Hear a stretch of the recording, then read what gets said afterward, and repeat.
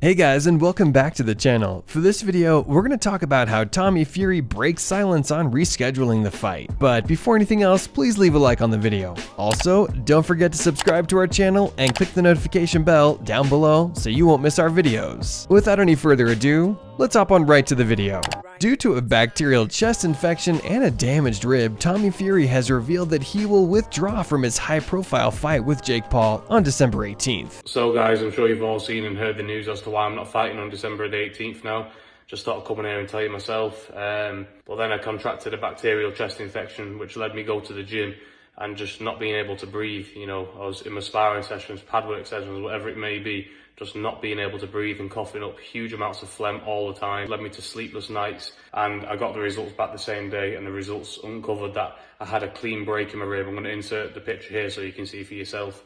And I had multiple fractures. The former Love Island star, who is the younger brother of heavyweight world champion Tyson Fury, was set to fight YouTuber turned boxer Paul at the Amalie Arena in Tampa, Florida. But Paul has been rescheduled to fight Tyron Woodley, whom he defeated by split decision over 8 rounds in August. In the weeks preceding up to the bout, both sides hyped it up, with Fury claiming he was hurt in a press conference a few weeks ago. As per Ariel Helwani, Tommy Fury's team said, "I am absolutely heartbroken that I have been forced to withdraw from my fight with Jake Paul due to a bacterial chest infection and broken rib. The beginning of camp was going so incredibly, and I never expected anything to come in my way from a victory on December 18th. I can't express how disappointed I am, and I really do hope we can get this fight rescheduled in the new year. I want this fight to still happen more than anything. I'm now regretfully putting my focus on recovery and a further reschedule date." Paul took to Instagram on Monday to confirm the news. It is official, Tommy Fury is boxing's biggest B. He has pulled out of the fight. The Furies have pulled out of the fight due to a medical condition. Who knows what the F is going on in that camp? Paul instead faced former MMA star Woodley in a rematch. The good news is that Mr. Tyron Woodley, we called him up. We were like, hey, you want to take the fight? He has been training. He goes, sure, I'll take the fight. Let's do the rematch. Run it back. I'm giving him $500,000 extra if he can knock me out. Jake Paul versus Tyron Woodley 2. Leave no doubt. I didn't knock him out the first time. I'm coming back, and I'm getting that crazy W, the crazy highlight reel knockout. December 18th, the show must go on. I'll see you guys there. In the same video, he said, "It's official, he was scared. I think the pressure got to him. The S-talk got to him." That's the bad news, guys. The good news is that Mr. Tyron Woodley, we called him up and we were like, "Do you want to take the fight?" And he said he'd take the fight and do the rematch. I'm giving him $500,000 extra if he can knock me out. However, other claims are saying that Tommy Fury pulled out due to partying too much. Anthony Taylor is a former foe of Fury's, and he has had his say on the Love Island star withdrawal from the bout. Jake was rumored to be refusing to undergo a drug test at first, but it has now been revealed that the bout would be cancelled due to Fury's rib injury. During a recent interview with Betway Insider, Taylor made some pretty bold claims about the lifestyle of Fury and why that was the cause of all this. "It was Big John Fury's decision to pull out," Taylor began. He then said Big John's the head trainer and he decides whether Tommy fights or not. "I can't believe it. Big John should have told Tommy to suck it up." Tommy's father has been very outspoken throughout the situation.